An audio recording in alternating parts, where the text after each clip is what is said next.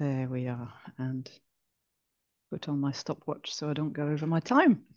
Thank you very much for inviting me to speak today. So I am Isabelle Clement. I'm the Director of Wheels for Wellbeing, and I will talk today about how we can ensure that the freedom to cycle is accessible to all. I'll say a little bit about me.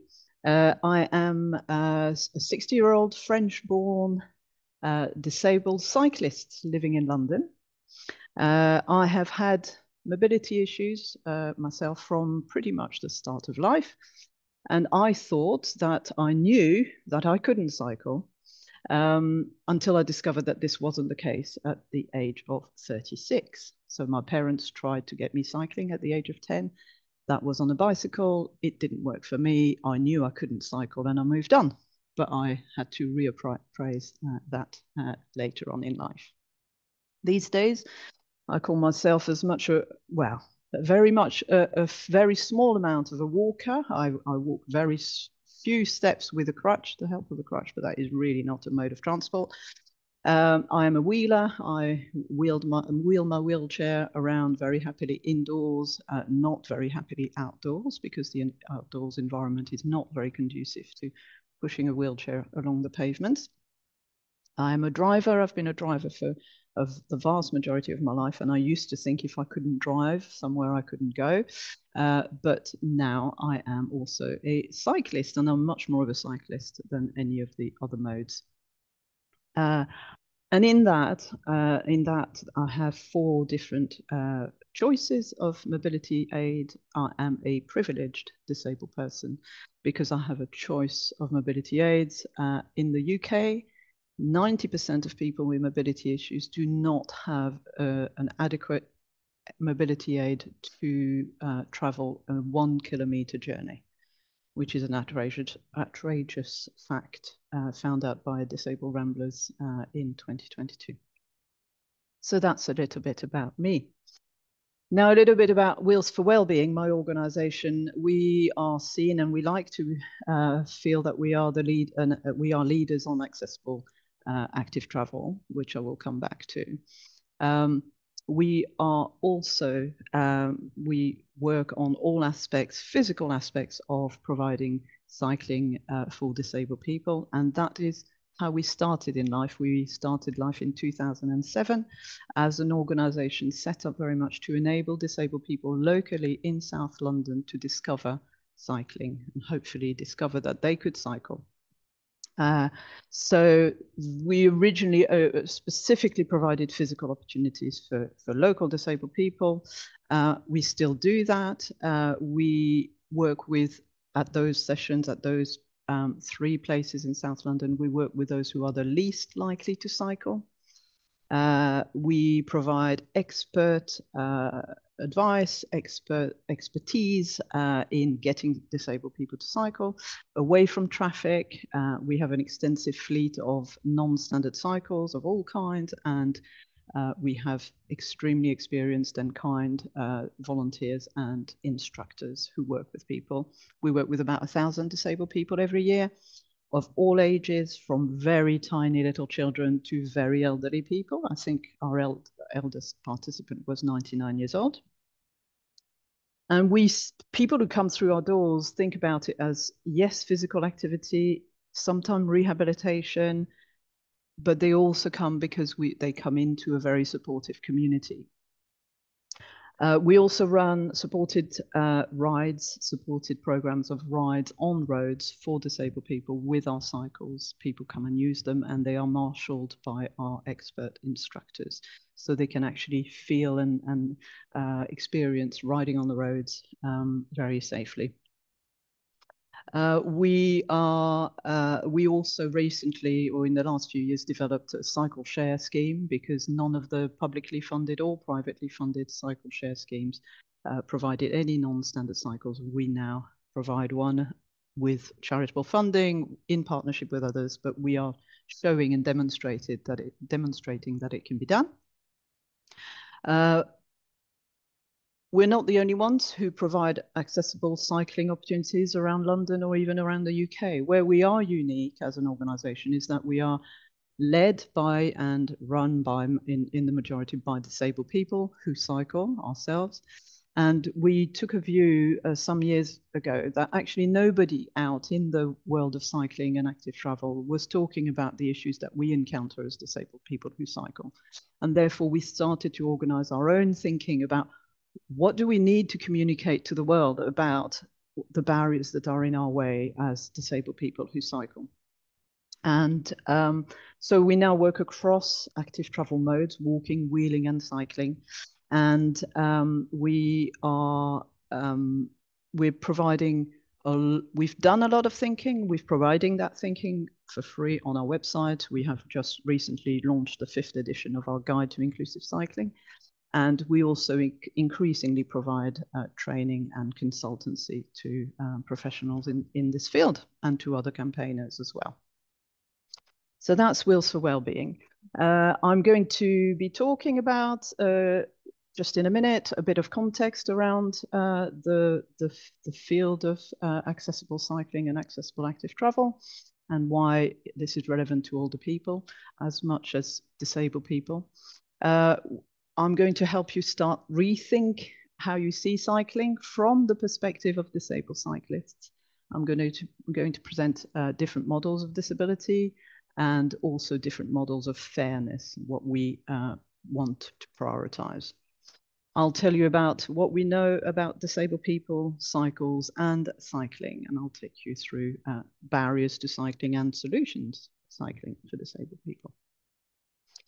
So in a little bit of context, on the right here, we've just got a very simple graph that shows us that the majority of disabled people are in fact older people, because people over the age of 65 in the UK, 45% of older people, officially older people, though I am not even pension age yet, but I think I fit within older people. But anyway, the majority of older people over pension age are disabled in one way or another. So in fact, disabled people, when I talk about disabled people, I very much talk about including older people.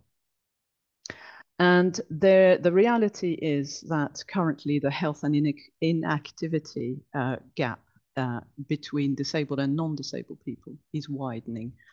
Fewer disabled people are healthy or are physically active than non-disabled people, and that gap is getting worse, not getting better. There is an isolation crisis worldwide, and isolation kills as much and as effectively as smoking 15 cigarettes per day. It's really not good for you. And cycling and active travel are an incredibly helpful way of getting people back into their community. And that is really important.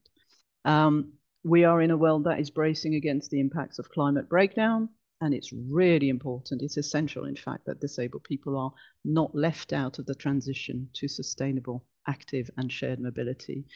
And at Wheels for Wellbeing, we are pushing, we're demanding for a just transition for all.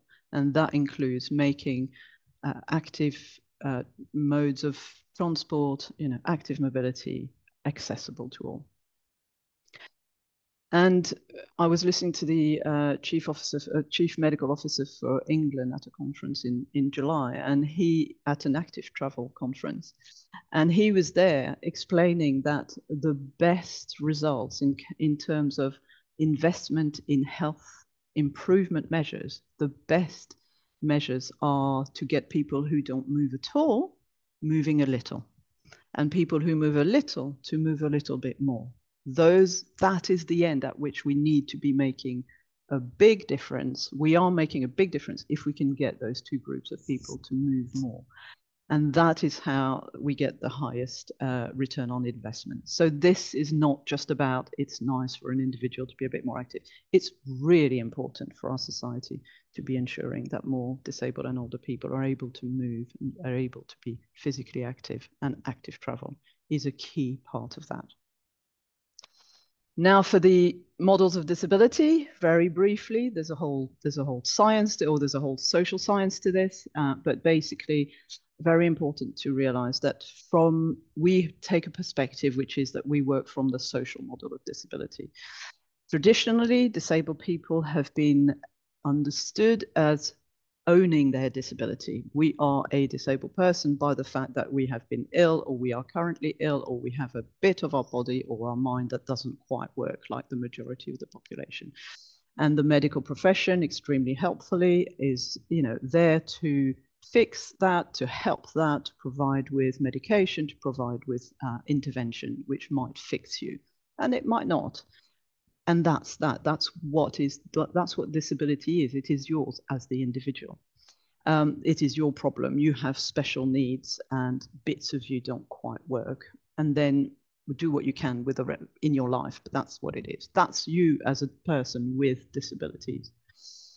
Now, the disabled people's movement in the UK, in the States, and other places is very much reframed that. And in fact, what we see is that the disability is not a result of how our bodies and our minds work. Our bodies and our minds work as they do, and that's part of the beautiful texture of society and life, and we're all different, and we may or may not want to and be able to improve on some of that. But that is not what disables us. What disables us is the way society responds to us, how society has been organized. So I am the director of a charity. I have a team of people. I run basically like a small business. I have 25 people who rely on my work for their wages at the end of the day.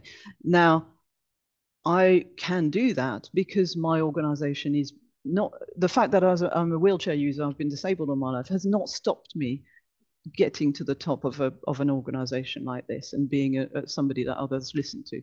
What would have stopped me is if my organization was based in a building that had stairs, and I wouldn't be able to work in that organization. Not because I'm disabled, because of the choices that have been made into where to put to place, or that's all that could be found or afforded was offices up some stairs. Well, I wouldn't be able to be the director, but not because of who I am and what my body does. This is the way we want everybody to be seeing disability. What disables disabled people is the way society is organized. The physical environment creates barriers. It's the way organizations and institutions are organized, legislation, sometimes the rules, or the way information is provided is excluding people who have bodies and minds who may not function in the way the majority function. So once you look at disability in that way, you can start thinking, aha, okay, so well, we can change that, surely, because barriers can be removed and the person can flourish. That's how we want people in cycling, in active travel, to be thinking about how can they change the way they operate, and they operate this system to enable older people, disabled people, to participate, to be physically active, and to benefit from the wonderful benefits, physical and emotional, that cycling brings. And when we look at fairness, what are we going to do? We want to, okay, we're going to make sure everything's equal for everyone, right? Well, we don't think equality is quite what we want. I love this little drawing on the right, this graphic, which shows what equality might lead to. Yes, we're going to make sure everybody gets the same thing. We're going to not discriminate between people. We're going to do the same thing for everyone. Well, that doesn't necessarily do what you want it to do. Providing the same thing for everyone, and there's a lovely little illustration here with cycling, provide the same cycle for everyone, that will still mean that some people can't cycle. On the other hand, if we look at things equitably, where we provide for what people need, then everybody then, in this case, on this little graphic, everybody can cycle. They have the right tool for the job, for that particular person. And we work at things from the perspective of mobility justice. We want investment, we want intervention aimed at the people who are currently the most excluded, not putting more investment to enable people who are already very privileged in their choices of mobility to have even more choices. That is not a fair way of evolving in our societies. We need to bring more people into the benefits, in this case, of active travel and cycling. So that's the way my organization functions. We work around from the perspective of the social model of disability, and we push for equity in active travel and mobility justice. And mobility justice doesn't stop at disability, of course. There are plenty of other groups who are excluded and can benefit from this way of looking at things. A little bit about language. And this applies particularly to the English language. In English, there is only one word for the bicycle. The bicycle is a two-wheeled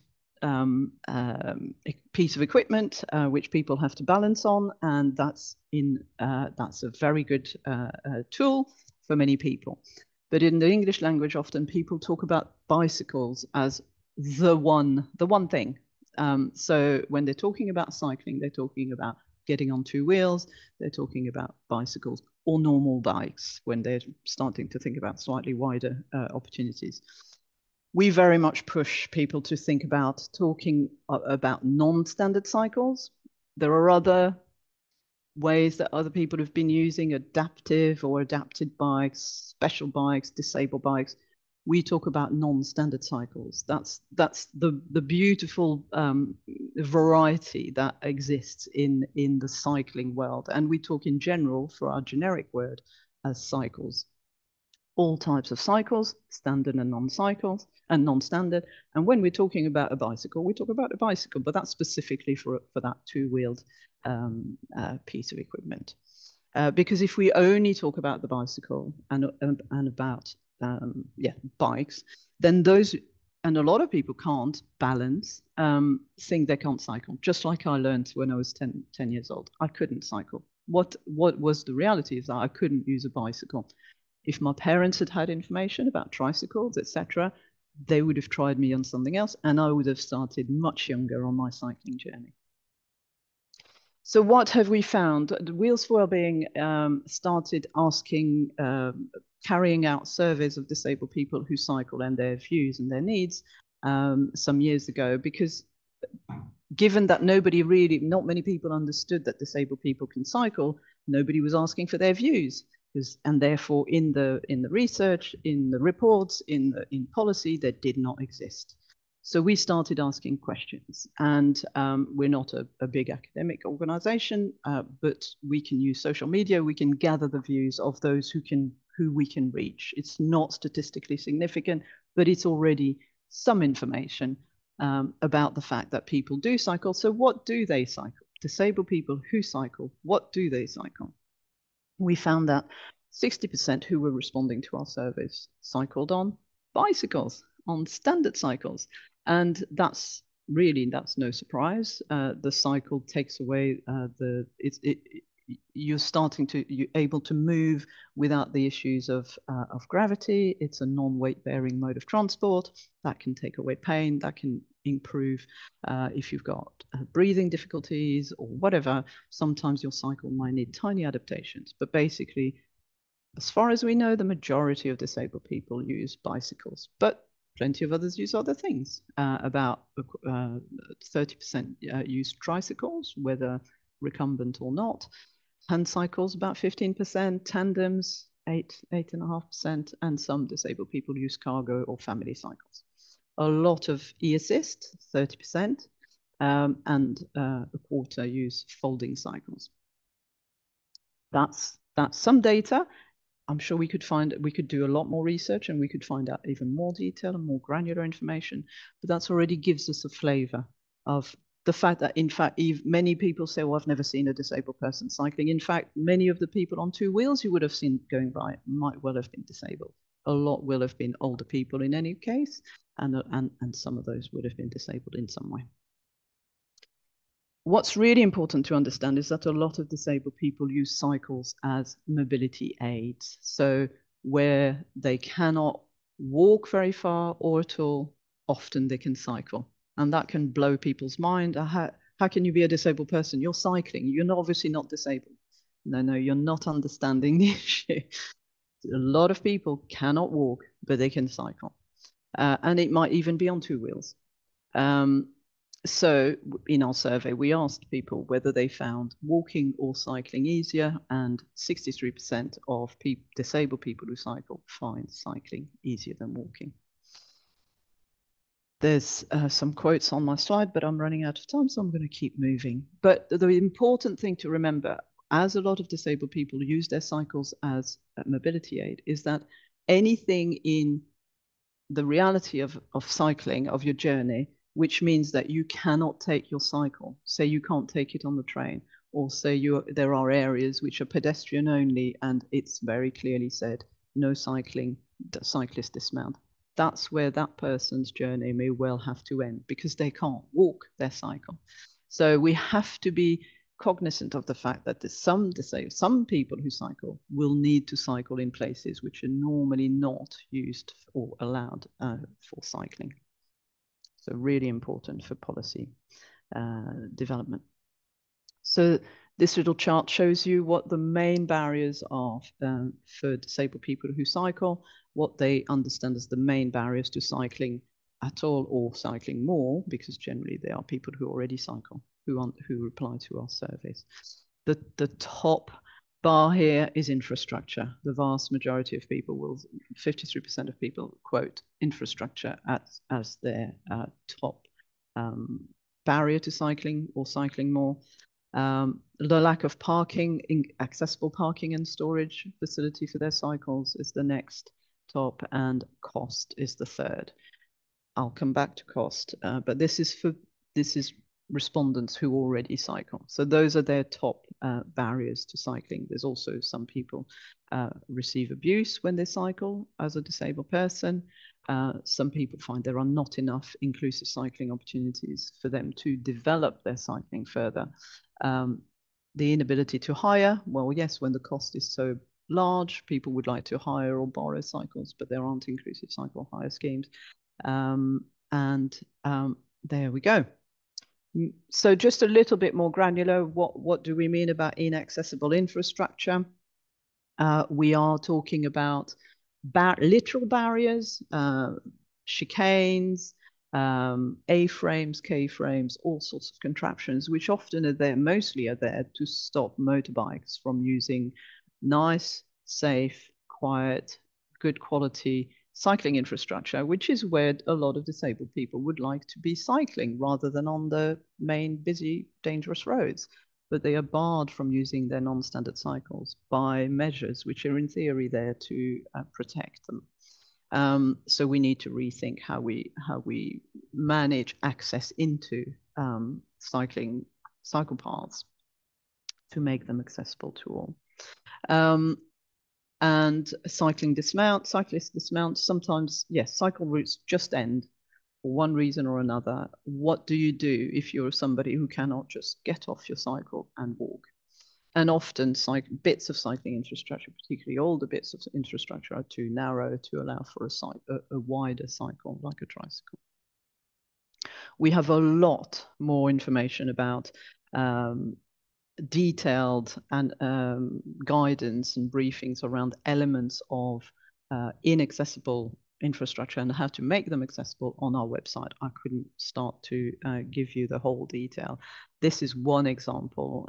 We have a particular briefing on crossfall or camber, an element of infrastructure which generally hadn't been thought or given attention in the cycling design conversation, because when you're on two wheels, whether the road is dealing with is cambered in order to deal generally with drainage, you just adjust your position on the cycle. You don't even know that there is a big camber. If you're on three wheels, you definitely do, and it could become a tipping hazard. It can make you fall, particularly if you're turning or if you're on slightly gravelly surfaces. It's much more difficult, much more tiring and energy consuming to just go straight ahead of yourself if you're fighting against camber, and you might meet hazards on a camber, which is very difficult to maneuver around. So we have a guide to crossfall or camber on our one of our many resources on our website. So if you can access our website, if you're interested in the detail of our infrastructure work, cycling infrastructure work, please go and find the detail on our website. You will find a lot there. We then work with people about how to remove problems. So when we talk about physical barriers, well, bollards might be the solution, so long as you don't put too many. Here's a picture of a bollard, of a of the entrance to a cycle path, which has changed from having barriers to having nice wide bollards, though it's not the 100% the answer, because if you're coming from the slightly cambered shared path here and you're turning into, you might find that there's not actually sufficient amount of space, but I think that one of the bollards has since been removed since this picture. The main thing is all you need to do is you want to keep cars away from a nice wide path, but let's not go overboard and create a barrier for users of wider cycles. Another barrier that was identified was the lack of cycle parking at all for non-standard cycles, or lack of safe storage for the storage of cycles, which, let's remember, are very expensive to purchase. So again, we have expertise in that area. We've done a lot of thinking. There's a lot of information on our website about what do we need in terms of the dimensions, etc., to provide accessible parking. And we need local authorities which purchase cycle parking solutions from manufacturers to be putting that in their specification, putting a minimum amount of accessible cycle parking in their specification. Otherwise, the manufacturers will never develop a product, because it's not being requested by the people who purchase cycle parking. So whether you're a local authority or a hospital or a university, etc., if you're providing cycle parking, you really should be thinking about how to provide it accessibly. For example, here's a beautiful example of a reserve space for non-standard cycles. And people have started thinking about non-standard cycles, which include cargo cycles, and ensuring that they make their cycle parking appropriate for family cycles. Well, let's also think about it in the same kinds of dimensions for the cycles of disabled people and older people. The cost, just to come back to that very briefly, yes, it's absolutely exorbitant when you start needing a non-standard cycle, often with e-assist. I mean, even a standard bicycle with e-assist of good quality starts to get quite pricey. But when you start thinking of tricycles, clip-on hand cycles, etc., its price is more nearer to the cost of second-hand cars rather than bicycles. So, and of course, disabled people have, in general, the lowest income. There's a huge disability pay and employment gap, and there's a high correlation between disability and poverty and material deprivation. And the Equality and Human Rights Commission in the UK found, demonstrated that very much. And Scope, which is a charity in the UK, did some research about what is the additional cost of simply just being disabled. For the benefit of being disabled, on average, people have to spend an additional £1,000 per month. So, and then when you're starting to look at wanting to purchase something that's, £6,000, £7,000, £8,000, it's really unaffordable. So there's a huge problem with making up that gap with public. There are public incentives for people to acquire cycles. Let's think about how we even that out for disabled and older people who need non-standard cycles. Lack of cycle share, cycle hire, of course, as a consequence. People might want to hire. There is nothing out there out of the publicly funded scheme or the private schemes for hiring a non-standard cycle, or even non-standard e-scooter, etc. They're all, obviously the model is you provide the one thing and a lot of people can use them. So we, as I mentioned earlier, we run currently in London something called Wheels for Me London, which is a cycle loan scheme for people who need access to non-standard cycles. We're running it on at the moment on the back of charitable funds. We want to demonstrate it can be done. Yes, it is more expensive per person. It's not a huge number of people, but it requires some specialist advice and support and equipment. We deliver the cycles to the individual's door. It's picked up from their door at the end of the month through hire.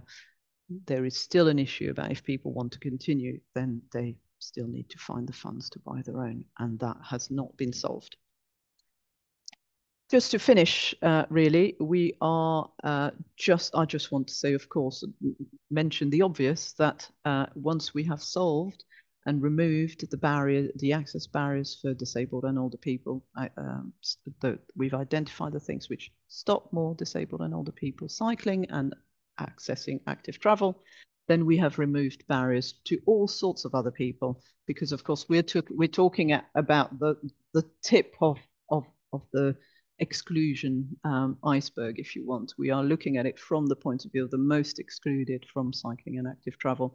But once we've removed all of those barriers, we've actually made cycling and active travel accessible to the vast majority, well, all of the population, which is a benefit to all. So we talk again about accessibility of the vehicles and of the infrastructure, but we also talk about social accessibility, social safety, and that is an issue which is issues that are shared by many groups. Simply women, for example, not a minority, who find social safety really important. We look at it again from the perspective of disabled people, but we're broadening that conversation with other groups who need better access. That's me, Dan. Thank you very much for listening, and I look forward to the conversation that follows. Thank you very much, Isabelle. Thank you. While we're waiting for people to formulate their questions in the chat that will then relate to you for the discussion, we can already launch the discussion. And I would have a first question. I was